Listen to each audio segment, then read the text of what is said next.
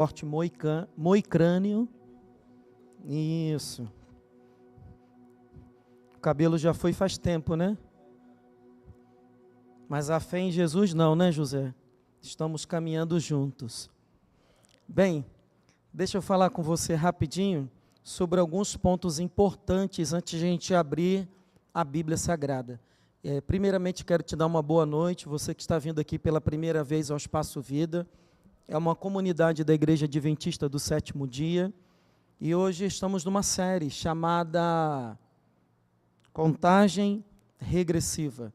Nós estamos falando sobre eventos antes da volta de Jesus, e hoje falaremos sobre um acontecimento, um evento que aparece na Bíblia, no livro de Apocalipse, chamado a Marca da Besta. Então, segure aí que vai ser um tema bem interessante, eu tenho certeza que vai prender a sua atenção. Mas antes disso, eu quero convidar aqui as duas professoras que estão responsáveis hoje de levar as crianças, que lá embaixo, as crianças elas vão receber a orientação dessa mensagem de hoje na linguagem que elas entendem. Então, nós vamos estar com as crianças de 4 a 7 anos, vocês duas, né? De 4 a 8, né? E de 9 a 12 com a Bia. Então, lá eles vão receber a mensagem que eu preparei com muito carinho na linguagem deles, tá bom? Se tiver mais alguém que queira se juntar a esse grupo, por favor, pode acompanhar elas, tá bom? Tem uma galerinha já indo.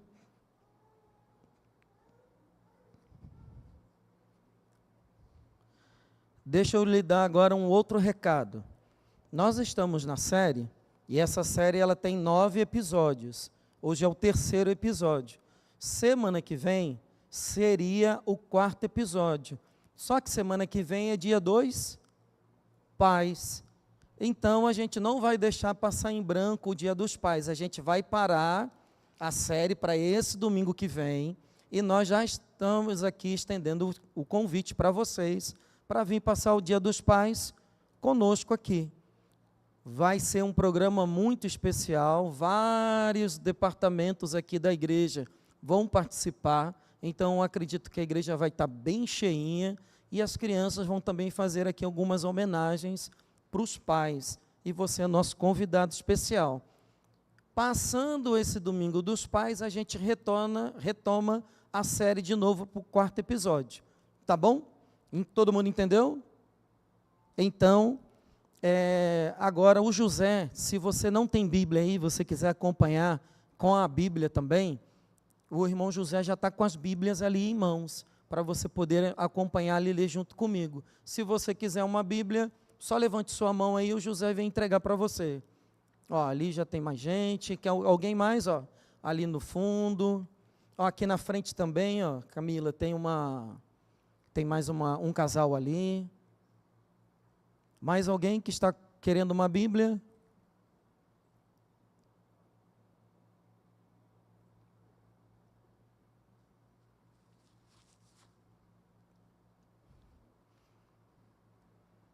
Pronto. Mais alguém?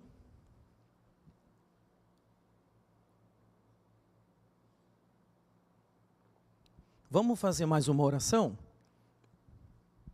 Eu aprendi que quanto mais oração, mais poder. Então vamos orar agora, que a Bíblia vai ser aberta, e vamos pedir a orientação do Papai do Céu para a gente entendê-la. Fecha os seus olhos aí mais uma vez. Amado Pai, queremos, Senhor Deus, invocar aqui Teu Santo Espírito nesse momento, para que possamos, ao ler a Tua Palavra, encontrar palavras de esperança para o nosso coração. Por favor, Senhor Deus, ao abrir a Tua Palavra, fale profundamente a cada um que aqui está, e que possamos obter a resposta para esse tema tão importante na Bíblia Sagrada. Perdoe os nossos pecados, em nome de Jesus. Amém. Bem, A marca da besta. Você tem como apagar, por gentileza, essas luzes daqui para ficar um pouquinho melhor a imagem? Por gentileza. A marca da besta. Hoje você vai aprender sobre a marca da besta, tá bom? Mas muito cuidado quando você for contar esse assunto para alguém. Por quê? Porque às vezes a gente fica na afã de contar e às vezes a gente não conta da maneira correta. Em vez de a gente trazer a pessoa para que ela queira aprender a Bíblia, a gente acaba afastando ela. Eu vou te dar um exemplo meu. Eu era um jovem, estudei sobre esse tema, fiquei encantado e passei uma noite toda estudando. E eu pensei na primeira pessoa que eu tinha que falar para ela não ser enganada pela besta, a minha mãe. Eu acordei de manhã bem cedo, fui na casa dela, e você sabe, um garoto de 18 anos, como que ele é, né? Eu cheguei já botando o pé na porta, falei: mãe, sai desse lugar que a senhora está, que é a besta. Ela olhou para mim e falou assim: besta é você. A minha mãe criou uma revolta depois, porque tudo que eu falava da igreja para ela, ela ficava revoltada, porque eu não soube falar com carinho. Então, com você saindo daqui hoje, por favor, fale com carinho que você vai aprender, tá bom? Não fale de qualquer jeito, porque a nossa ideia aqui não é ofender uma pessoa, a ideia nossa aqui é alertar para que a gente esteja preparado para os eventos que virão no futuro, tá bom? Primeiro ponto que eu quero chamar a sua atenção é para um método que nós vamos abordar aqui em todos os nossos episódios. Eu sempre vou repetir isso, tá? Existem 3 métodos que nós chamamos de método futurismo, preterismo e historicismo. Nós sempre iremos abordar esse método aqui, porque eu acredito piamente que é o método correto para estudar as profecias do Apocalipse. O que é o método futurismo? Eles, o que fazem, esse método? A pessoa ela não faz um link com a história da Bíblia. Ela pega alguma coisa que está acontecendo hoje no futuro e fala: olha, está se cumprindo agora, nesse exato momento, a profecia que está no livro de Apocalipse. Talvez você já tenha visto alguma vez alguém postar nas redes sociais que a marca da besta é um chip que a pessoa vai receber na testa ou na mão direita. Você já ouviu isso? Esse é o método futurismo. Ele não tem nada a ver com Bíblia. E esse método é a maior furada. E você vai ver hoje que o assunto é muito mais profundo do que esse. Porque se fosse possível, enganaria até os eleitos. Se você hoje for num bar e falar assim: olha, quem vai querer receber o selo? Esse chip na testa ou na mão? Ninguém vai querer receber isso. Porque isso não vai enganar ninguém, entendeu? É muito mais sutil do que você possa imaginar. O segundo método que está aqui é o método preterismo, que quer dizer, lembra do colégio, da língua portuguesa? Passado. O que acontece? Tudo que está no livro do Apocalipse já aconteceu. Foi na época dos imperadores romanos. Então, não precisa se preocupar. A gente não entende assim. Como que é o método historicista? A gente faz as perguntas. Isso que está falando na Bíblia, por acaso existe em algum lugar lá no Antigo Testamento, no Novo Testamento? Existe uma história que alguém recebe uma marca na mão e na testa na Bíblia? Aí a gente procura na Bíblia e lá a gente vai ter a resposta. Conseguiu entender? É assim que nós vamos fazer. Semana passada, nós falamos sobre as 7 últimas pragas. Então, no método do historicismo, o que a gente faz? Opa, 7 últimas pragas. Existe na Bíblia, por acaso, uma história que tenha praga? Sim ou não? Sim, no Antigo Testamento. Então, como que eu entendo o que está no Apocalipse? À luz da Bíblia, da história. Então, eu ligo uma história com a outra e me ajuda a entender. Esse é o método que a gente sempre vai abordar aqui. Tá bom? Abra a tua Bíblia agora aí, no livro de Apocalipse, no capítulo 13. É a página, se você recebeu a Bíblia aqui do nosso espaço, do EV, você vai estar na página 1168.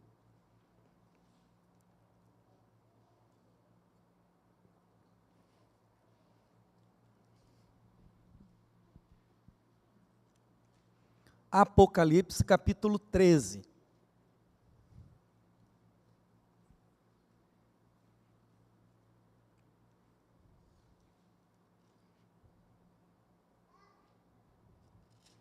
Se você já encontrou, diga: eu quero ir para o céu.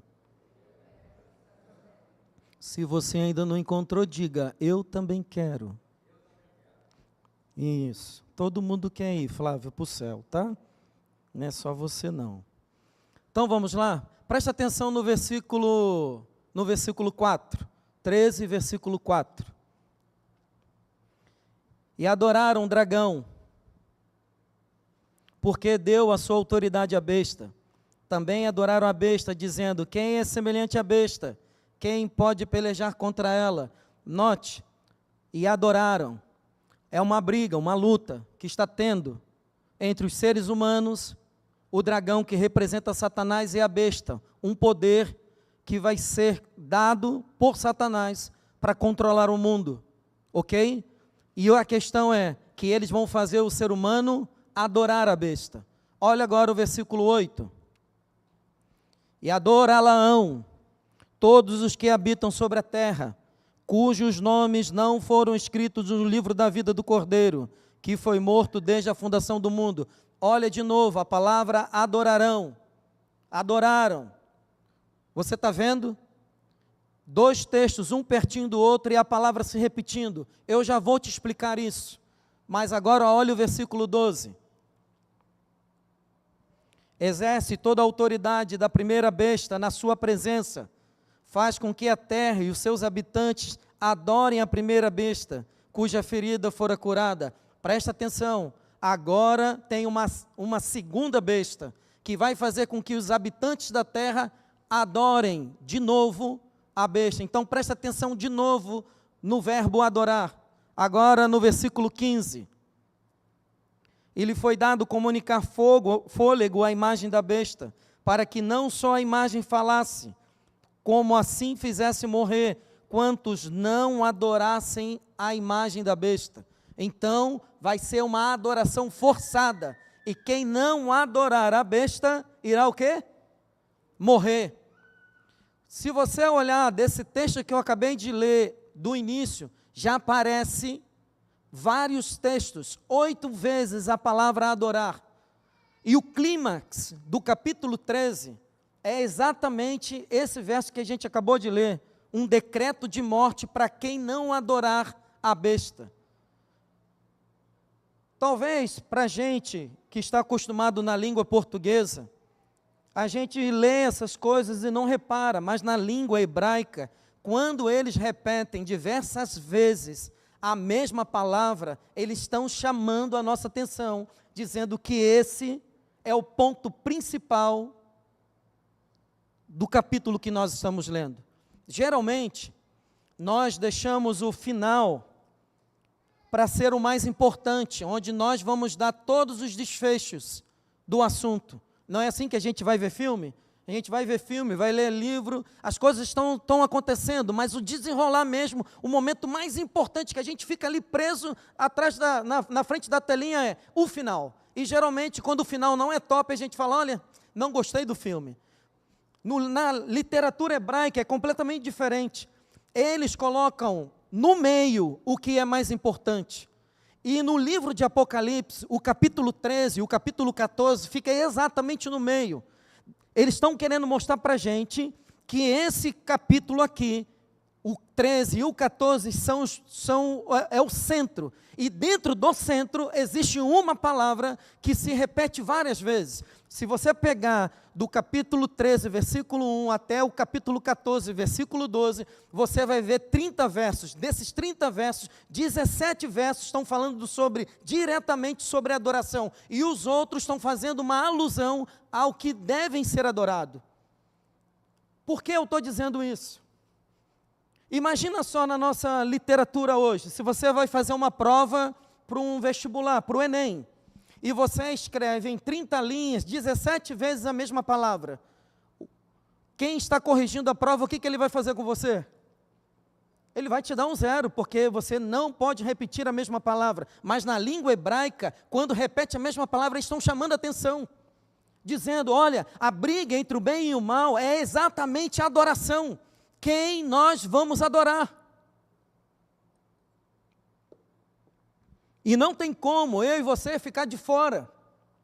E na Bíblia sempre foi o ponto principal a adoração. Quando Jesus estava no deserto, Satanás apareceu para ele e falou: transforme essas pedras em pães. E Jesus disse: nem só de pão viverá o homem.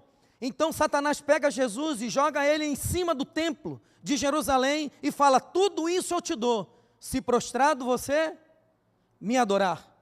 A briga sempre foi adoração. No capítulo 2, no capítulo 3 do livro de Daniel, é exatamente uma adoração à imagem. E os amigos de Daniel, eles falam: não vamos adorar a imagem.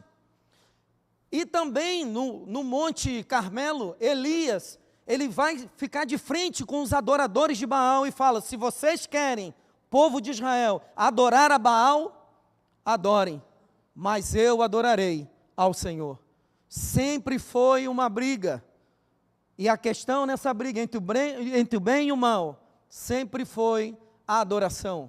No final do tempo, antes de Jesus voltar, o mundo todo vai estar lutando. Quem nós vamos colocar no nosso coração para adorar? A Deus ou o inimigo de Deus? Pastor, eu ainda não tomei a minha decisão para saber de qual lado eu vou. Eu quero te dizer que você já tomou sua decisão, porque na luta entre o bem e o mal, a indecisão é a decisão de não decidir. E quem não está com Cristo, está contra Cristo. Quem não ajunta com Jesus, está contra Ele. Deus hoje te chamou para que você esteja no lugar certo, e escolhendo o lugar certo, que é o lugar de Deus. Isso vai acontecer. Se você olhar no capítulo 13, versículo 16 e 17, você vai ver um grupo. Leia comigo aí. A todos, os pequenos e os grandes, os ricos e os pobres, os livres e os escravos, que faz que lhe seja dada certa marca sobre a mão direita ou sobre a fronte, para que ninguém possa comprar ou vender, senão aquele que tem a marca, o nome da besta ou o número do seu nome. Então, aqui tem uns que receberam um sinal, uma marca, na mão e na testa. Esses estão do lado do inimigo, perdidos. E eu e você, nós não podemos estar nesse grupo. No capítulo 14, também tem um grupo, que também recebe uma marca. Mas olha só a diferença. 14, versículo 1. Olhei, e eis o Cordeiro em pé sobre o monte Sião, e com ele 144.000, tendo na fronte escrito o seu nome e o nome do seu pai. Você está vendo? 2 grupos, cada um tem uma marca na testa, só que um é de Deus e o outro que é do inimigo de Deus. E nós temos que estar do lado do bem.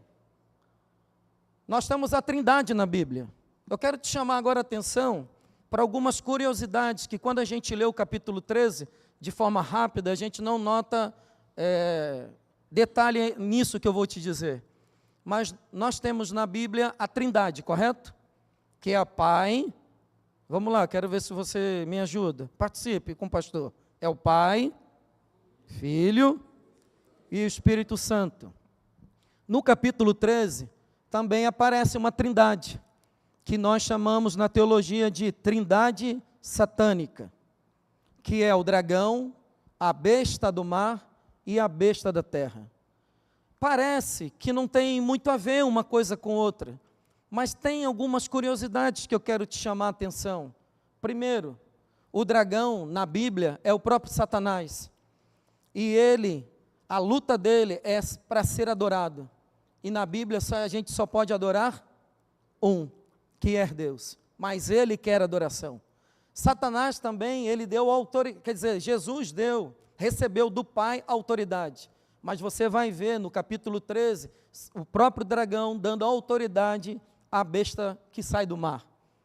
É uma contrafação à Trindade divina, e você vai ver também alguns pontos interessantes. Jesus, ele começa o seu ministério quando ele é batizado por João Batista, lembra da cena? A besta, ela começa o seu ministério depois que ela sai da água. É bem interessante isso. A besta, ela recebe uma ferida, ela morre, mas ela depois ressuscita. Jesus, ele morre e ressuscita. Jesus ficou quanto tempo aqui na terra pregando o evangelho? Lembra? 3 anos e meio. A besta, ela tem 42 anos, 42 meses trabalhando. Quanto que dá em meses 3 anos e meio? 42. Não são acasos, é de forma proposital. Satanás, no tempo do fim, para enganar o povo de Deus, ele está levantando uma trindade satânica. E ele está fazendo uma contrafação às 3 pessoas da trindade. A besta da terra, se você ler o versículo 12 do capítulo 13 comigo, lê aí comigo. Exerce toda a autoridade da primeira besta na sua presença. Faz com que a terra e seus habitantes adorem a besta, cuja ferida mortal foi curada. Versículo 13 agora. Também opera grandes sinais, de maneira que até fogo do céu faz descer a terra diante dos homens. Presta atenção, Jesus, ele enviou o Espírito Santo depois que ele foi para o céu. E o Espírito Santo, ele tem uma missão, conduzir a gente a Jesus. E a besta da terra, ela tem uma missão, conduzir os seus adoradores para adorarem a besta que sai do mar. Outra, no Dom Pentecostes, desceu fogo do céu e eles falaram em línguas. E aqui, a segunda besta, ela faz exatamente isso, ela desce fogo do céu. É uma contrafação à trindade divina. Mas por que isso, pastor? A gente vai estudar aqui que antes da volta de Jesus, Satanás ele vai falsificar a volta de Jesus para enganar muita gente. E muita gente vai ser enganado com isso. E o que ele já está fazendo hoje? Ele já está enganando, já está preparando o campo.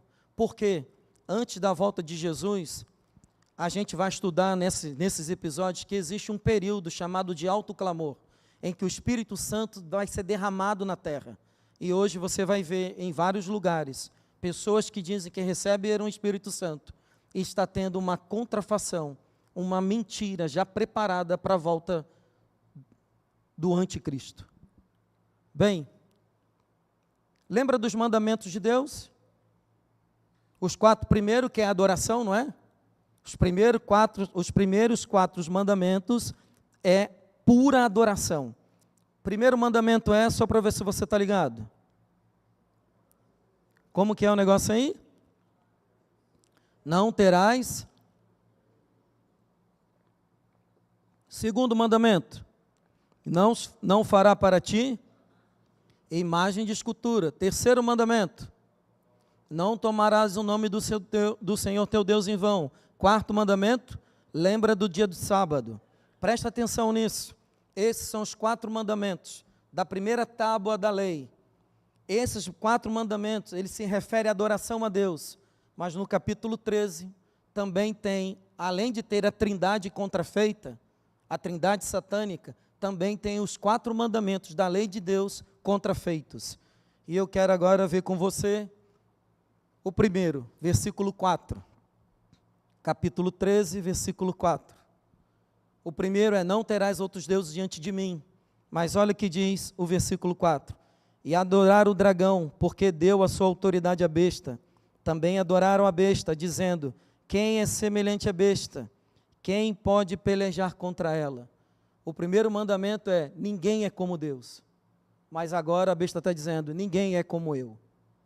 É uma contrafação, é o primeiro mandamento da lei de Deus. Segundo mandamento, não farás para ti imagem de escultura. Mas olha o versículo 14. Seduz os que habitam sobre a terra, por causa dos sinais que lhe foi dado executar diante da besta, dizendo aos que habitam sobre a terra, que façam uma imagem à besta, aquela que ferida a espada sobreviveu. Então você vê, no mandamento está dizendo, não faça imagem, mas aqui ele fala, faça uma imagem à besta, para que ela seja adorada. Terceiro mandamento, não tomarás o nome do Senhor teu Deus em vão, mas agora, olhe aí comigo o versículo 6. abriu a boca em blasfêmia contra Deus, para lhe difamar o nome, difamar o tabernáculo, a saber, os que habitam no céu. Então a besta, ela faz uma contrafação ao nome de Deus. Fala, não, vão blasfemar contra o nome de Deus. E o quarto mandamento, que é, lembra-se do dia de sábado. Lá no capítulo 14, no versículo 11. 14, versículo 11. Olha só a contrafação desse quarto mandamento. A fumaça do seu tormento sobe pelos séculos dos séculos, e não tem descanso algum. No quarto mandamento fala que a gente tem que descansar em um dia, mas os adoradores da besta, olha só o que diz, não tem descanso algum, nem de dia, nem de noite, os adoradores da besta e da sua imagem, e quem quer que receba a marca do seu nome. Então você está diante de um plano satânico para levar as pessoas que estão aqui na terra para o inferno. Para isso, Satanás teve uma ideia, levantou uma trindade satânica, e eles estão lutando ferramente para que todo mundo quebre os 4 mandamentos, porque os 4 primeiros mandamentos referem exatamente à adoração a Deus. Mas olha só o que o povo fiel de Deus vai fazer. Capítulo 14, versículo 12. E eu e você devemos fazer isso. Aqui está a perseverança dos santos, os que guardam os mandamentos de Deus e a fé em Jesus. Qual é a resposta que nós vamos ter que ter no tempo do fim? Guardar os mandamentos de Deus. Porque se a gente não estiver fazendo isso, automaticamente estaremos no lado errado. É muito mais profundo do que um chipzinho, não é? Só que agora está ficando agora que vai engrossar o caldo. Preste atenção. No livro de Mateus, no capítulo 28, não precisa abrir, eu vou só citar para ficar mais dinâmico. Fala que Jesus recebeu do Pai toda a autoridade, para que nós saíssemos e pregássemos o Evangelho a mundo todo, a toda língua, nação e povo. E quando isso acontecer, vem o fim. Mas olha só no versículo 13, no versículo 2. Satanás, ele vai dar autoridade. Como Jesus recebeu do Pai, a besta vai receber do dragão a autoridade, para que esse evangelho falso seja levado ao mundo inteiro. Olha o versículo 2, do capítulo 13. A besta que vi era semelhante ao leopardo, com os pés de urso, e boca como de leão, e deu-lhe o dragão, o poder e o trono e grande autoridade. Olha o versículo 4. E adoraram o dragão, porque deu a sua autoridade à besta. Você está vendo? São muitos detalhezinhos que chamam a atenção. E não é sem querer, é proposital. Versículo 7. Foi-lhe dado também que pelejasse contra os santos e os vencesse. Deu-se-lhe ainda autoridade sobre cada tribo, povo, língua e nação. Eles têm esse poder e essa intenção, para que divulgassem essa falsa adoração por todo o mundo. Bem, agora vamos ao versículo 18, que é o centro do estudo de hoje.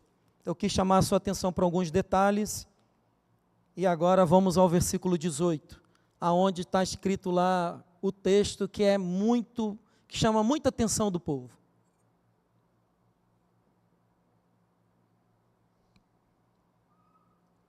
(13 e 18). Aqui está a sabedoria. Aquele que tem entendimento, calcule o número da besta, pois é número de homem. Ora, esse número é 666. Bem, durante muito tempo, foi espalhado um conceito de estudo, de interpretação, chamado gematria, O que é gematria? Isso mais ou menos no 2º século depois da morte de Jesus. Alguns homens inventaram a ideia de pegar os números hebraicos e transformá-los eles em números. Isso foi sendo divulgado durante muito tempo. Então, o que pegaram? Pegaram esse número 666, transformaram em números romanos, e dos números romanos, eles falaram, olha, a marca da besta. E aí eles saíram procurando nomes que poderiam ser a besta. E aí deu Nero, Hitler, uma faixa que o Papa usa, que dizem que ele já apareceu com essa faixa, mas ninguém nunca viu, que ele tem um título chamado Vicarius Filii Dei, e você pode transformar. Só que esse método, ele é muito errado, e não tem nada a ver com a Bíblia, porque esse método é um método que se encaixa no futurismo, e a gente não adota isso. Por que será que a Bíblia que foi escrito, esse texto em grego, alguém ia pegar alguma coisa escrita no futuro sem nenhum conceito de estudo da Bíblia, e transformar os números romanos em letras? Não faz sentido nenhum. Eu já usei isso no passado, quando eu não sabia esse método de estudo que eu estou te passando. Hoje eu já não uso porque eu sei que está errado. Bem, vamos lá. Método historicista. Existe alguma história no passado que tem o número 666 na Bíblia? Existe alguma história? Lembra que aqui está sendo levantada uma estátua, uma imagem, para ela ser adorada, e quem não adorar essa estátua vai morrer? Você lembra de alguma história assim no Antigo Testamento? Tem. Qual é a história? Daniel, capítulo 3. Daniel, capítulo 3, tem uma imagem. O capítulo 13 de Apocalipse, ele está tirando a maioria desses versículos da história de Daniel, do capítulo 3. Abra a tua Bíblia aí no livro de Daniel. Daniel, capítulo 3, versículo 1. Se você está com a Bíblia preta, que a gente entregou para você, a página 821. João, quando está escrevendo o capítulo 13 de Apocalipse, ele tem a visão, a base do livro de Daniel. Daniel, capítulo 3, versículo 1.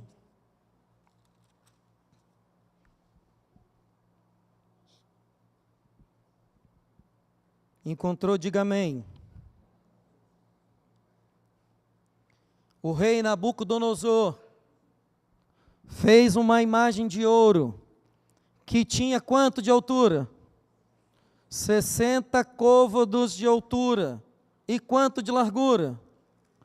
6 de largura. Levantou-a no campo de Dura, na província da Babilônia. Olha o número: 60 côvados de altura, 6 côvados de largura. Gente, é daí que ele está tirando o número 666. Mas pastor, aqui é só 66, cadê os 600? Calma, povo, eu vou te mostrar, fica tranquilo. Mas é daqui que ele está tirando, porque o capítulo 13 é uma imagem que está sendo levantada, e ele está tirando daí. E o método historicista, ele nos ajuda a entender quando a gente faz a pesquisa correta. O povo de Babilônia, eles tinham uma fissura pelo número 6, múltiplos de 6. Eles tinham um padrão chamado sexagesimal. E foram eles que dividiram o nosso tempo em 60 segundos, minutos, 1 hora, 12 horas, 24 horas, e também os ângulos, 90, 180, 360. Nós recebemos a herança da cultura babilônica sobre isso. E A estátua que foi levantada de Nabucodonosor, ela tinha 6, que era a largura, que era uma representação do menor deus da Babilônia. 60, que era a altura do maior deus da Babilônia. E o número 600 representa todos os deuses.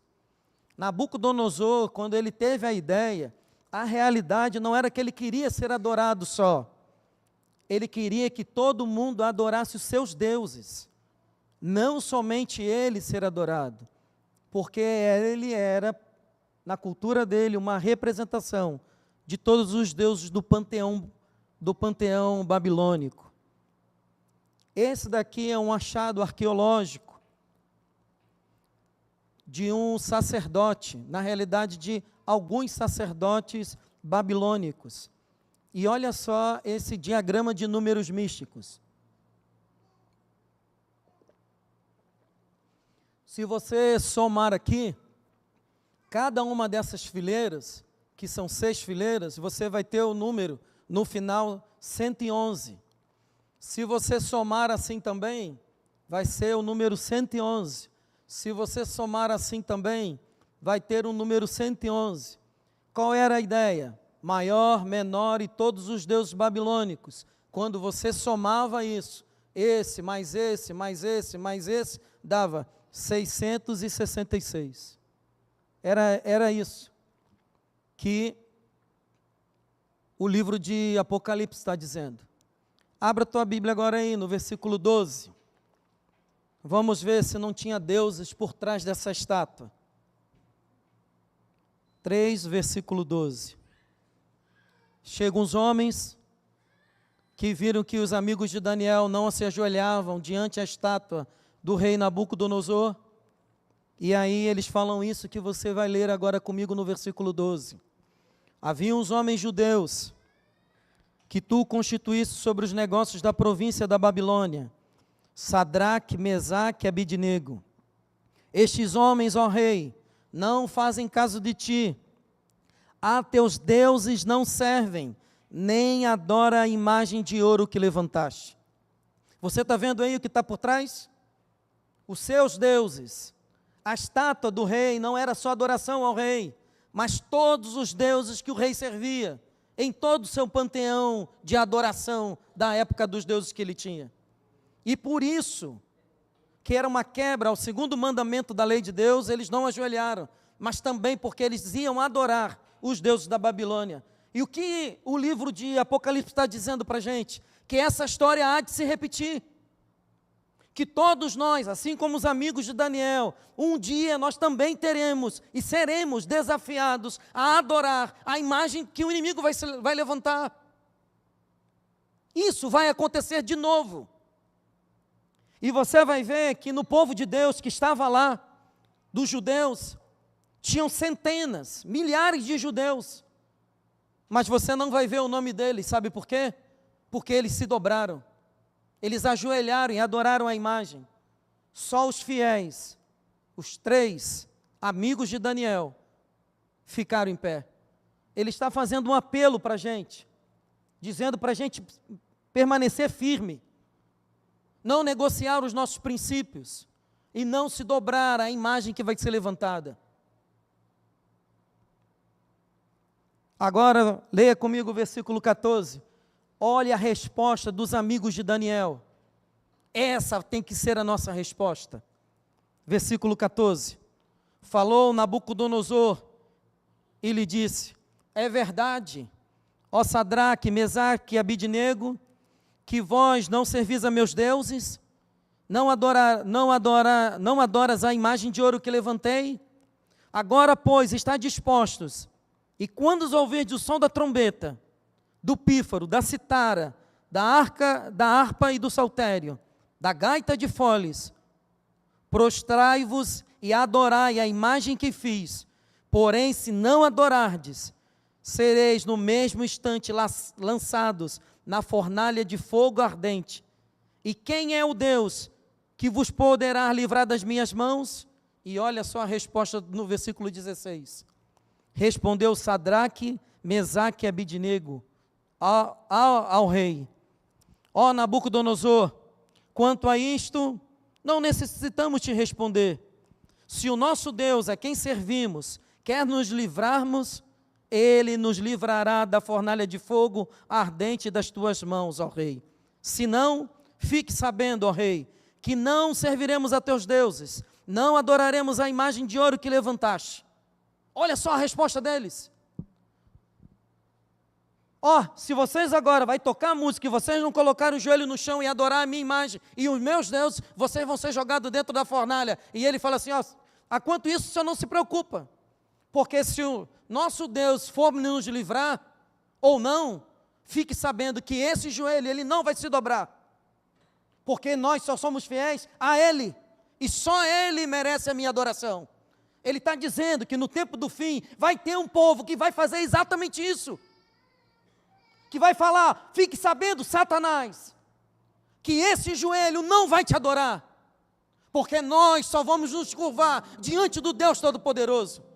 E fique sabendo que a gente pode até morrer, mas a gente já escolheu a quem a gente vai servir. O capítulo 13 está dizendo exatamente isso, para a gente se preparar, porque antes da volta de Jesus, todos que estiverem vivos vão passar por isso. E eu e você, nós devemos estar no lugar certo, senão a gente vai estar no lugar errado, e perdidos, do lado do inimigo. E esse joelho só pode se dobrar diante de Deus, de mais ninguém. E hoje, quando você cede, abre concessões, você está mostrando de que lado você está indo. Porque não adianta você só querer, você tem que começar a fazer a sua parte. Eu tiro um exemplo para você. Muita gente quer ir para o céu, e eu sou uma delas, e acredito que você também.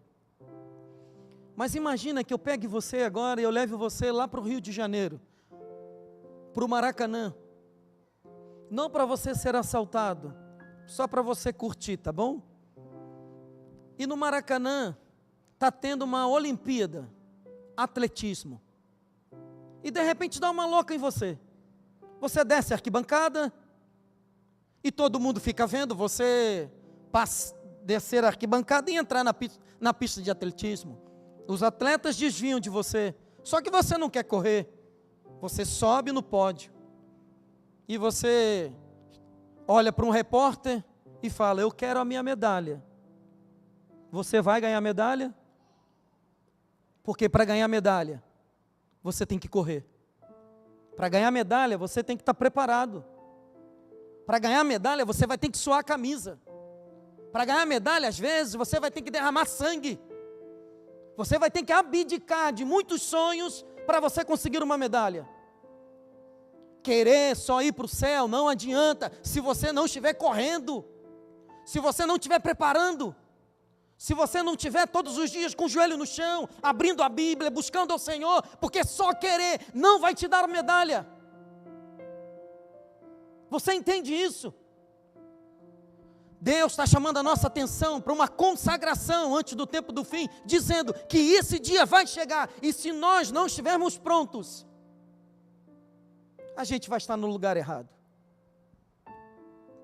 Bem, você viu aí, nesse texto, alguma referência à marca na mão ou na testa?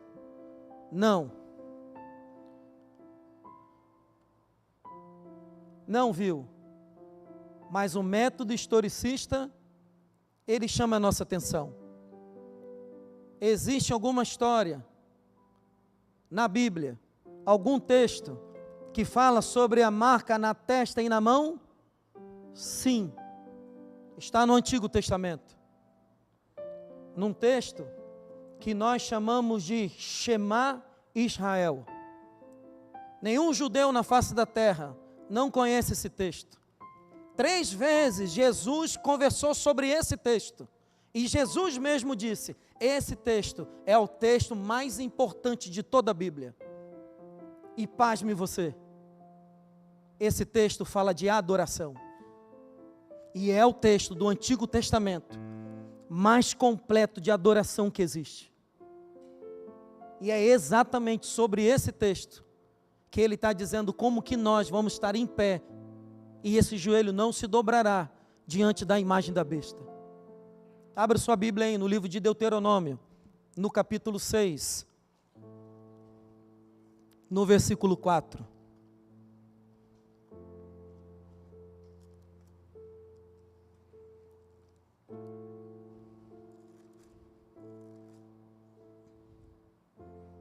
Esse texto se chama Shema Israel, que quer dizer ouve Israel. 6, versículo 4. Ouve Israel, o Senhor nosso Deus é um único, presta atenção, é um único Senhor. Amarás, pois, o Senhor teu Deus de todo o teu coração, de toda a tua alma e de toda a tua força. Olha aqui para o pastor. Amarás o Senhor teu Deus com todo o seu coração, com toda a sua alma e com toda a sua força. Esse nós chamamos que é o tripé perfeito de adoração. Adorar a Deus com o coração quer dizer com os sentimentos. Porque os sentimentos, o coração é a sede dos sentimentos. Como que você vai adorar a Deus se dentro do teu coração só tem rancor, mágoa, ódio, inveja, briga, ressentimentos? Ele está dizendo, tire isso, para que você seja um adorador do Senhor. Tome conta do seu coração. E ele fala, amarás o Senhor teu Deus com a sua alma. É a palavra nefesh no hebraico, que quer dizer com o seu corpo. Sabe o que eles faziam com as crianças? Quando elas iam no santuário, elas pegavam o sangue do cordeiro e colocavam na ponta da orelha direita, na ponta do dedão direito e na ponta do dedão do pé, para que os ouvidos só ouvissem coisas boas, santificados pelo sangue do cordeiro, para que as mãos só tocassem coisas boas e os pés andassem nos lugares santos aonde o cordeiro poderia andar. O nosso corpo é o templo do Espírito Santo e muitas vezes a gente está permitindo ver um monte de coisa que não vai acrescentar em nada. O nosso tempo está sendo gasto e nós precisamos andar no caminho do Senhor, adorando Ele com o nosso corpo. Depois ele fala, adorarás o Senhor teu Deus com a sua força. A palavra força é a palavra meode, que quer dizer força financeira. Adore o Senhor com o dinheiro que você tem. Aqueles que não fizerem assim, receberão a marca da besta. Estarão perdidos. Porque quando a gente mostra quem domina o nosso tempo, nosso dinheiro e o nosso corpo, estamos dizendo de forma direta, quem é o Senhor dele. E se não for para a honra e glória de Deus, está sendo para o inimigo. Versículo, pastor, mas cadê a marca na mão? É agora, filho. Versículo 7.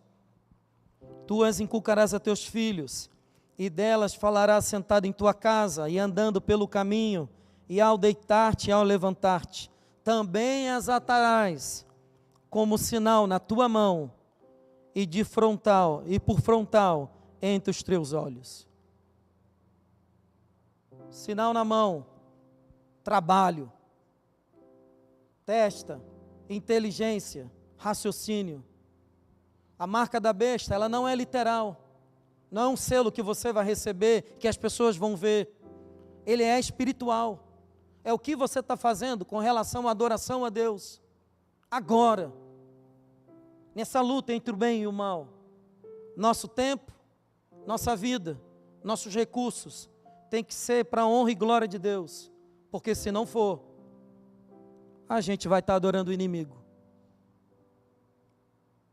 E quando for levantado a imagem, a gente vai estar no lugar errado. E o último verso, último slide, perdão. Me chama a atenção. Aqui está a sabedoria. Aqui está a perseverança. Calcule o número. E aqui está dizendo que os santos do Senhor perseverarão em guardar os mandamentos de Deus e ter a fé em Jesus. É isso que a gente precisa ser fiel. É isso que a gente precisa fazer nessa luta entre o bem e o mal. Ser fiel ao Senhor. Nesse momento nós vamos ter uma música especial. E depois dessa música eu quero orar por você. Esse é só o terceiro episódio dessa série. E possivelmente você tem alguns anos de adventista. E nunca escutou isso que eu preguei para você hoje. Alguns falam que é um mandamento, a marca. Será no futuro. Hoje, Deus está separando através do Espírito Santo quem está sendo do lado de Deus e quem está andando do lado do inimigo. E que eu e você possamos estar no lugar certo, andando com o Papai do Céu. É fácil? Não é fácil, mas é o único caminho que nos leva à salvação. Escute esse louvor e depois eu vou fazer uma oração com você.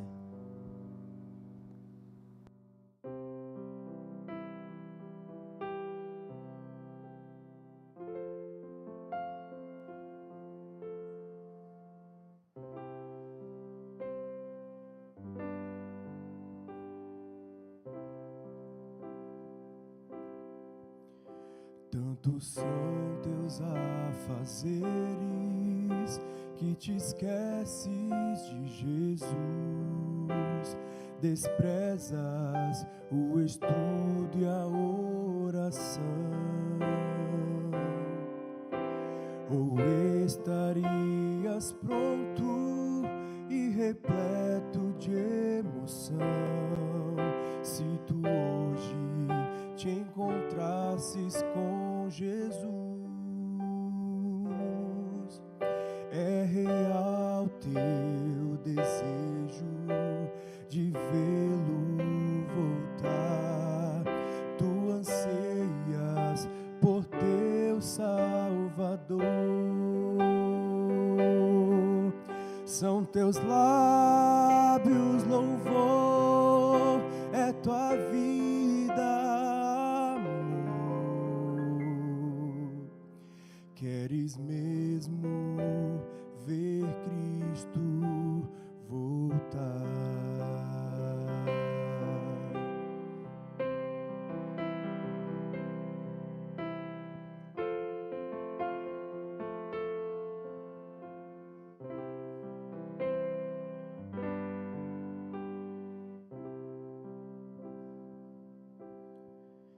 Se Jesus viesse hoje, qual seria o teu sentir?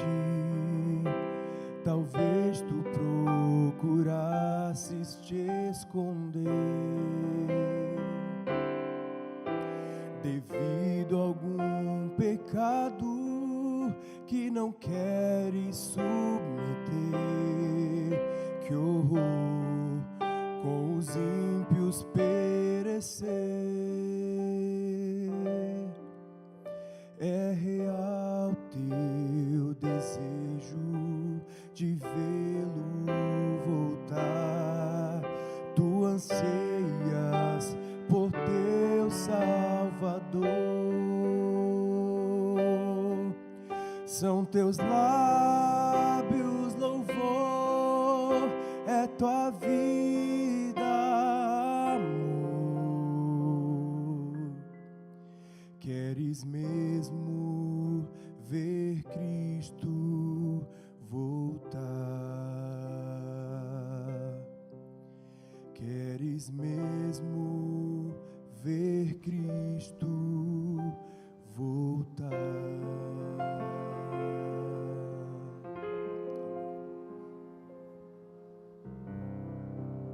Quero te convidar a ficar em pé nesse momento.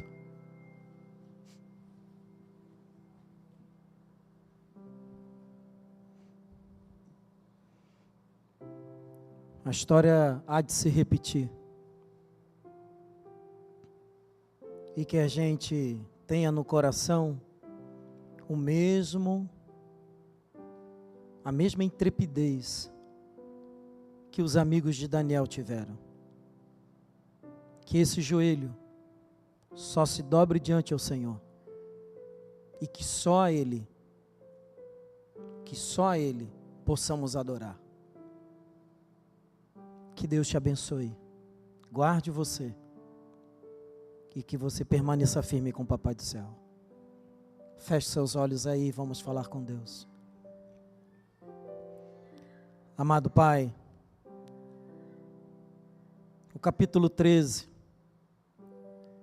de Apocalipse é um alerta que o Senhor está nos dando hoje para vivermos uma vida de santidade ao Teu lado, sendo fiel aos Seus mandamentos e escolhendo adorar o Senhor com o nosso coração, com a nossa alma e com a nossa força. Que possamos, Senhor, buscar o Senhor em primeiro lugar. Pois o que adianta, Senhor, ganharmos o mundo inteiro, comprarmos casas, vivermos em mansões, termos bons carros, e quando o Senhor voltar, estarmos perdidos? Não, Senhor. Queremos viver ao Teu lado. Por isso, Senhor, tome a nossa vida em Tuas mãos. Guarde a nossa família. Que nessa luta entre o bem e o mal, que possamos estar do Teu lado todos os dias da nossa vida, até o Senhor voltar ou até descermos à sepultura. Mas que esses joelhos não se dobrem nunca ao inimigo, mas somente ao Senhor. Fique conosco, nos leve para a nossa casa e que essa semana seja uma bênção para todos nós, em nome de Jesus. Amém, Senhor.